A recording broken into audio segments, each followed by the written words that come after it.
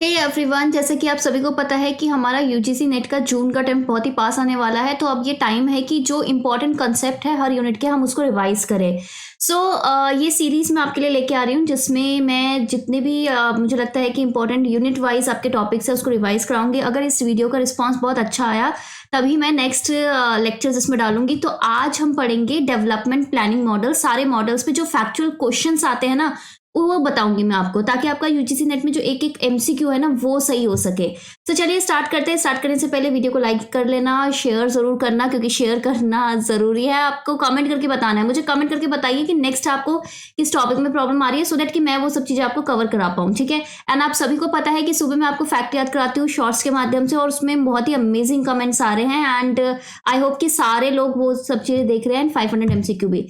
चलिए स्टार्ट करते हैं। अगर मैं डेवलपमेंट प्लानिंग मॉडल की बात करूं तो आपको पता ही है कि जो फादर ऑफ इंडियन आपका इकोनॉमिक प्लानिंग अगर मैं बात करूं कि भारतीय आर्थिक नियोजन के जनक किसको कहा जाता है, ये अगर आपके पास एमसीक्यू आया दैट इज SRM विश्वेश्वरैया। क्योंकि इनकी एक बुक आई थी आपका प्लान इकोनॉमी फॉर इंडिया 1934 में। इन्होंने उसमें एक प्लान लिखा था। इन्होंने बोला था कि जो 10 ईयर का प्लान है ना इकोनॉमिक यानी कि आर्थिक विकास किस तरीके से होना चाहिए कंट्री में, उस वजह से अब क्या होता है कि जब भी आपका डेवलपमेंट होती है तो डेवलपमेंट के ना अलग अलग मॉडल दिए गए हैं। इससे पहले कि आपकी प्लानिंग कमीशन आए एंड आपके पास 5 ईयर प्लान आए, आपके पास बहुत सारे मॉडल आए। जैसे कि सबसे पहले आपकी आई जैसे नेशनल प्लानिंग कमेटी 1938 में ही बन गई थी, जब आपका कांग्रेस के अंदर बनी थी। जब आपके जवाहरलाल नेहरू प्रेसिडेंट थे उस समय सुभाष चंद्र बोस ने ये कमेटी बनाई थी, सो दैट कि इंडिया में जो प्लानिंग है वो सुचारू रूप से हो सके। अब आपका आता है कि यार धीरे धीरे हम प्लानिंग की तरफ बढ़ रहे हैं और उसके साथ साथ धीरे धीरे हम फ्रीडम की तरफ भी बढ़ रहे हैं कि जब फ्रीडम मिलेगी तब हम किस तरीके से अपनी अर्थव्यवस्था को चलाएंगे। तो ये प्लान बहुत सारे लेके आते हैं। जैसे पहला, अच्छा बाय द वे पीडीएफ अगर आपको चाहिए तो लिंक है डिस्क्रिप्शन में हमारे टेलीग्राम चैनल का, उसको आप ज्वाइन कर लीजिएगा। तो पहला प्लान आया आपके पास था बॉम्बे प्लान। कब आया? ये ईयर पूछा जाता है 1944 में। देखो ईयर पूछा जाएगा, कौन वो प्लान लेके आया वो पूछा जाएगा, और उसमें क्या है वो पूछा जाएगा। 7 आपके इंडस्ट्रियलिस्ट आएंगे, पुरुषोत्तम दास ठाकुरदास, टाटा बिरला, ठीक है, आपका अर्देशीर दलाल, लाला श्रीराम, कस्तूरबा भाई, आप के लाल भाई, ठीक है, फिर आरदेशीर, दारा साहेब श्रॉफ, एंड देन जॉन मथाई। ठीक है, जॉन मथाई क्या थे आप मुझे कमेंट सेक्शन में लिख के बताइए। तो इनका एक डॉक्यूमेंट आया था कि a brief memorandum outlining the plan of economic development in India, कि किस तरीके से इकोनॉमिक डेवलपमेंट होनी चाहिए।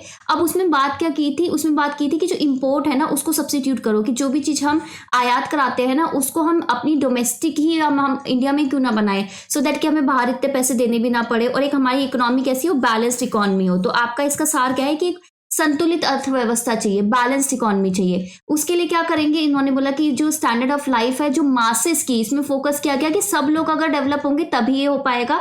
तो स्टैंडर्ड ऑफ लाइफ रेस करना है कैसे कि भाई जब भी अभी जितनी पर कैपिटा इनकम है उसको क्या कर दो, उसको डबल कर दो, 2 गुना कर दो। आई थिंक $22 से $45 की बात हुई थी।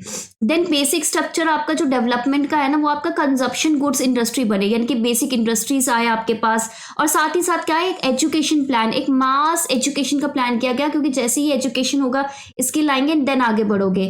फिर आता है आपके पास दूसरा प्लान, गांधीयन प्लान। कब आया था? 1944 में। किसने लेके कौन लेके आया था? श्रीमन नारायण अग्रवाल, SN अग्रवाल भी होता है इसका, और दूसरा विनोबा भावे। ठीक है, और इसमें क्या था कि आइडिया ऑफ सर्वोदय, यानी कि सर्वोदय यानी कि सबका उदय हो, सब डेवलप करें। तीसरा प्लान है आपके पास सर्वोदय प्लान। ये कब आया था आपके पास? 1950 में। किसने ड्राफ्ट किया था, किसने बनाया था? जयप्रकाश नारायण।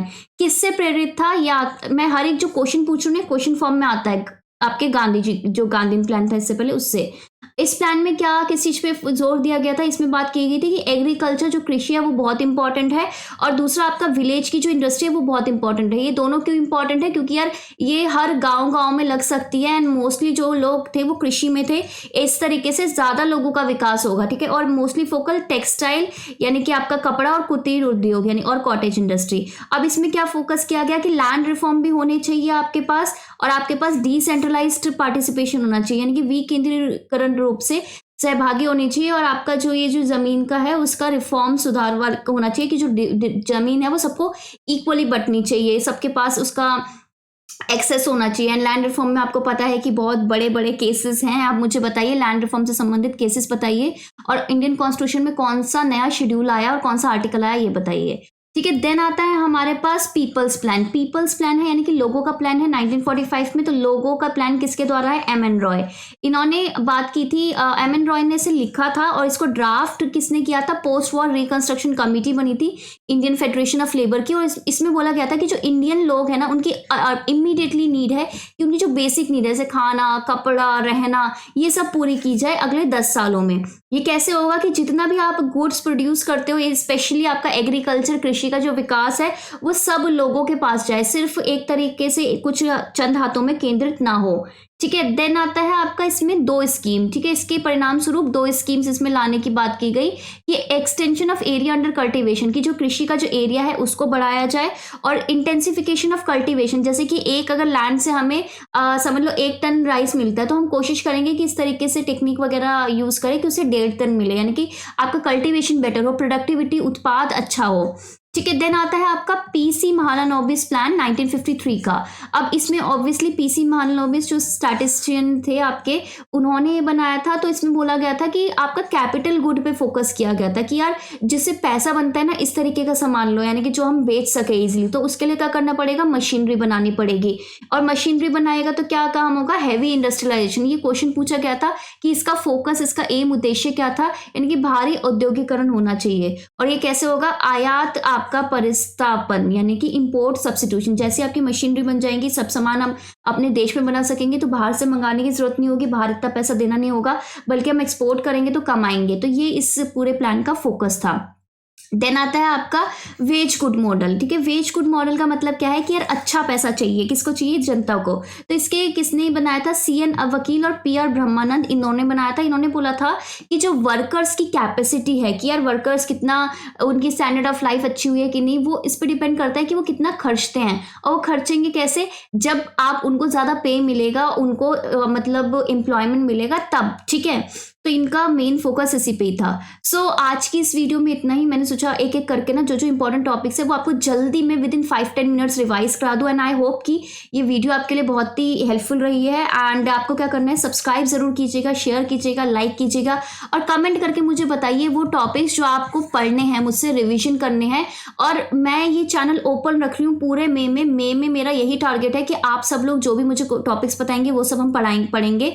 इवन पेपर 1 का भी आ जाएगा सारी चीज़ें। एंड फिर हम जून से आपके 500 एक्सपेक्टेड क्वेश्चन जैसा हम हर साल करते हैं वो करेंगे। ठीक है। चलिए bye bye, take care, have a nice day.